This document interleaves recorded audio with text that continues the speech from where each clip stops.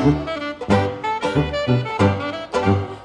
1868, Victoria Claflin Woodhull, from Homer, Ohio, and her sister Tennessee left the family medicine show business and moved to New York City. With help from Cornelius Vanderbilt, they started the Woodhull and Claflin Weekly, a journal advocating a single standard of morality for men and women, free thought and free love. They also started a brokerage. They were the first female brokers on Wall Street. They attracted a lot of attention from the press. In 1871, Victoria became the first woman ever nominated for the presidency of the United States. Her running mate was Frederick Douglass.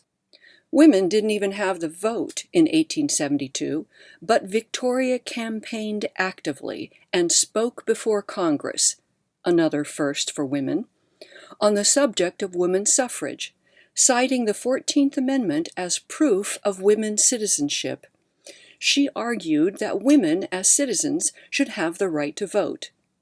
A few days before the election, Victoria, her sister, and her husband were arrested by U.S. federal marshals on charges of publishing an obscene newspaper.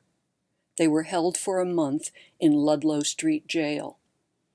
The charge stemmed from an article alleging the hypocrisy of prominent Protestant pastor, the Reverend Henry Ward Beecher, for having an affair with Elizabeth Tilton. 6 months later, they were found not guilty, but the arrest prevented Victoria's presence during the election of 1872.